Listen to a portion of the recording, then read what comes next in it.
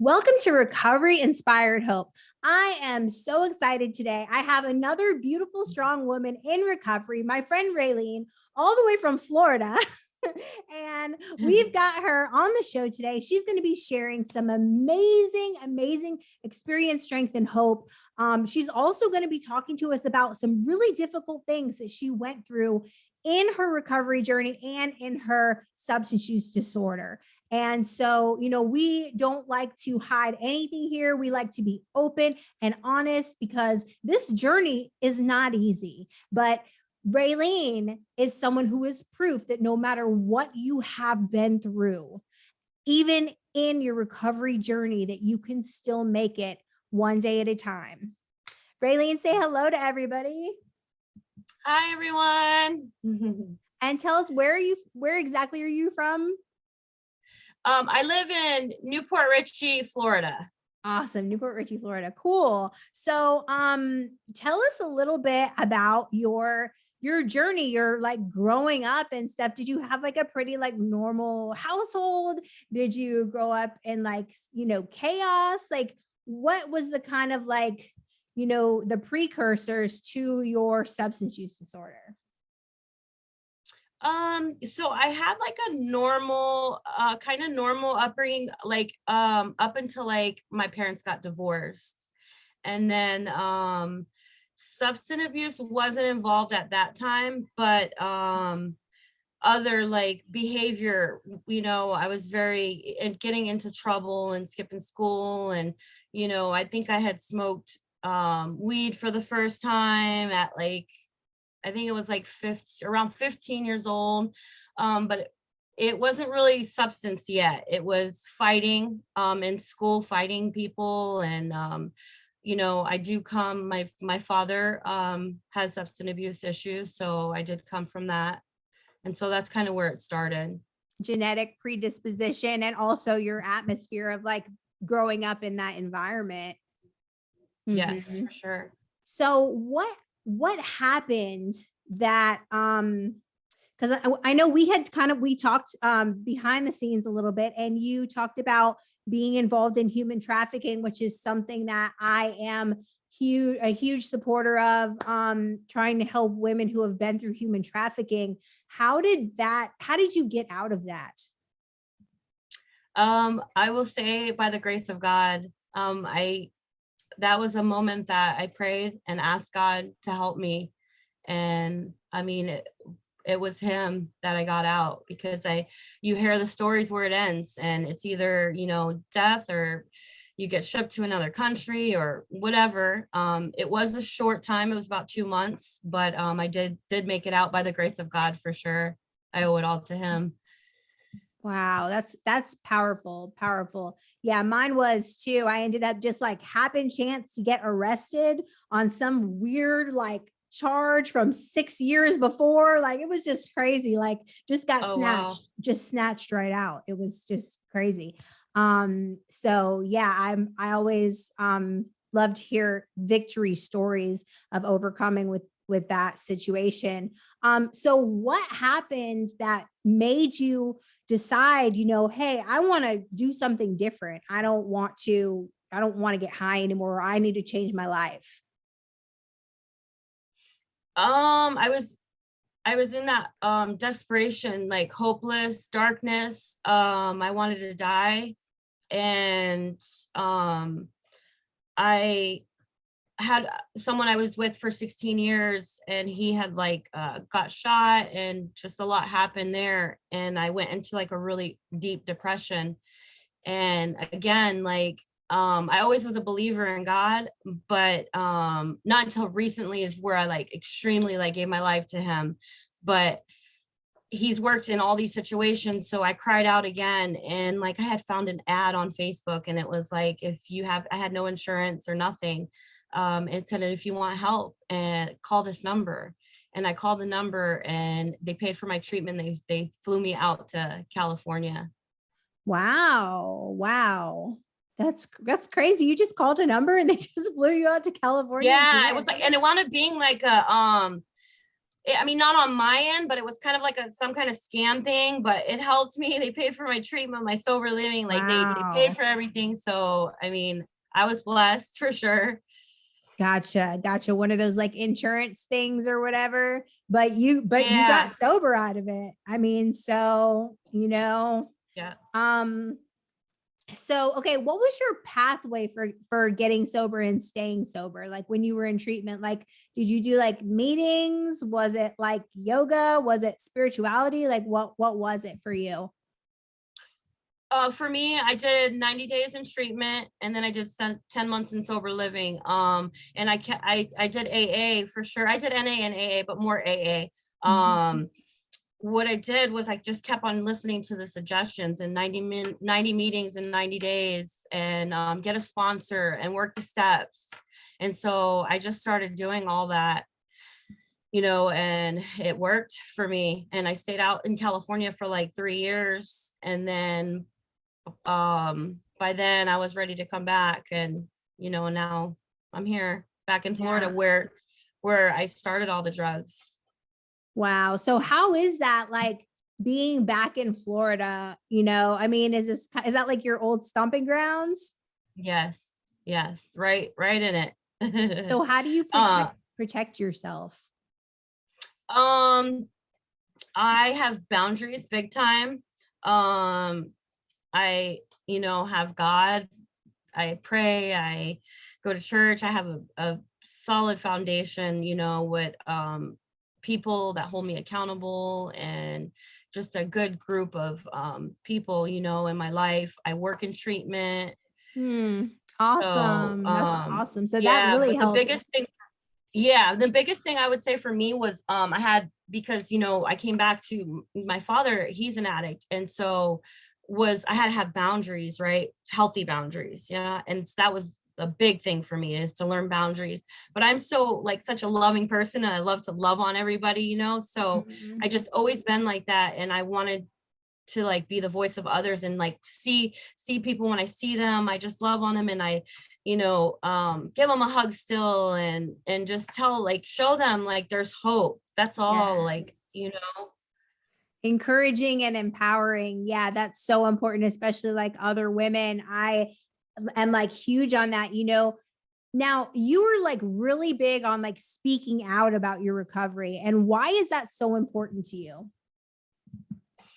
um I think what had happened, I wasn't always like that, and I think what had happened is I started working in treatment, and I just started seeing like the whole process of addiction, like one-on-one, like and other people, not me. Now I experienced it, right? But now I'm like seeing this, and I'm starting to see like how like I'm helping others, and how much I'm helping others, and I'm inspiring them. They're reaching out to me on Facebook, or they're asking me questions to get into treatment, help to get into treatment, and stuff like that.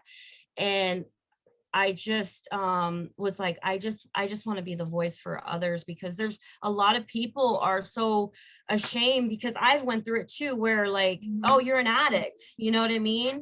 And we get like talked bad about and stuff, and so people are very shame and scared, and they're afraid to talk. And so I don't know, it's just God is a passion I have, and it's a calling that the Lord has me doing. And so I just have been obedient with it, and if that's what it takes for me to be the voice for others, then hey, I can do it, I'm going to do it. Yeah, yeah. See, that's so awesome. See, when I was like, I want to say I had like 2.5 years sober, 3 years sober, and I became certified with the Georgia Council on Substance Abuse as a peer specialist for addictive disease. And I became a recovery coach. And, I still had that stigma on me. You know what I mean? Like I still felt this little icky feeling in here. Like, and one day I was just like, Jamie, what are you so ashamed of? What are you so embarrassed about? You have come from Right. being homeless, selling your body, to having your children, to having a home, to having your own business, to helping people, being a community leader. Like, what is it that you are so ashamed of that's going on in your life, because your life is amazing. Do you remember what it was like Right. before? Right. And something just Right. clicked in my brain. And it was like I lost my chains of guilt and shame. They just like fell off, and I lost my anonymity. And that was when I just became empowered to speak out and empower other people to share their recovery stories. And I Yeah. really came to this fact that you can literally do anything you want to do in recovery. Like when you come into recovery and you get to this place where you see, like, I believe in myself, I am worth it, and I am like a human being, and I made mistakes, but what I did is not who I am, then that just Absolutely. opens up a whole world, right? Like you Yeah. can do Yeah. whatever you want to do. And that's why I Yeah. just love bringing people on the show so we can like exemplify that. Like, this is for real. Like, you can literally be in human trafficking and then be a recovery coach. Like, literally, like you can do Yeah. that, right? Yeah, because I just got promoted to that. I'm going to be doing, I'm a recovery support specialist. So it's basically, coaching and mentoring people that it's a new program that we just got a grant for. Mhm. And it's people that come right out of the jail out here. And so it's funny because I was locked up in that jail and now I'm like helping others. Wow. Who would have thought that, Yeah, exactly. So Like full circle. Like God is using you exactly where he took you out of. I mean, that is just, it's mind blowing. It's overwhelming. It's amazing. And yeah. it's the gifts of recovery. Um, so now your recovery journey hasn't been like the smoothest. You did just celebrate a birthday though, didn't you? Yeah, 7 years. Yay, Yeah. 7 years. Yes, that is amazing. That is so amazing. I'm so proud of you. I'm so proud Thank of you. you. Thank you so um, much. so your journey hasn't been like picture perfect, right? I mean, you've had struggles in it. Do you want to talk about some different struggles that you've went through? You have children too, right? No, actually, I No can't children? have any children. Yeah, I had a hysterectomy, but that was one struggle. I'm glad you asked that because 2 years ago, so what got me on the drug the opiates was I had surgery and they like cut me all open and stuff. And so the doctors prescribed me oxys. And so Mm, there went my whole life, and wow. then of course now I'm here, but 2 years ago now I had to have a hysterectomy. And so I even went to my doctor and I was in tears, like, listen, like I'm scared, I don't want to go through this again, I don't want pain pills, and what happens, she sends oxys home to my house. Oh my So goodness. I gave him to my mom. She flushed him down the toilet, of course, for me. And I did not go back to that doctor. And I went 2 hours away to Orlando and I found a doctor and she was amazing. She found ways of like putting a tube in me that had like lidocaine and stuff, some numbing stuff. And then I was just like on ibuprofen and it was like, it was so easy, you know what I mean? And I was just so Yeah. thankful. And You had again, like God supernatural was strength. there. Yeah. And because I was scared, like going back to that place of when I first had surgery and now, fast forward, now I'm an addict, addicted to those pills. And then now I'm having surgery again. So I did get through that. Definitely so happy and thankful for that because that was scary. So I got through that. And then recently, just actually today makes a week, I found my father. He's an addict and he came to me 2 months ago and said he was doing fentanyl. And I told him like, please dad, be careful and stuff. And I didn't know it got like, I seen him, Mm. and I knew it was progressing. And like God just was using me in that situation too, because I had worked a fourth step and I asked for forgiveness for any resentments I had from all the rejection I've had, and who am I to judge my dad? Like he's an addict and so am I. Like Jesus didn't like turn his back on me. And Right. so who am I to do that to my dad? And so I became so forgiving for him and loving on him. And, I spent a lot of time recently with him, feeding him and just loving on him where he's at. And so we found him, I found him, he overdosed, definitely from fentanyl. And, this was just last week, but, God has gave me so much peace. I'm at peace with it. I'm grieving. I'm sad. You know, of course, I'm gonna miss my dad, but he's not suffering anymore. He was 72 years old and Right. he was tired of fighting, you know? Yeah. Wow. Even at seven, like addiction does not discriminate. Like No. 72. Wow. Oh my Yeah. goodness. Wow. Well, I'm so glad that you made it through and you made it through sober, and that you have the um, connections and people and the support to help you get through this. Because we need you here. We need you in our Thank you. recovery community. And if you had any advice to give to another woman who was, trying to come into recovery but was on the fence about it, what would you tell her?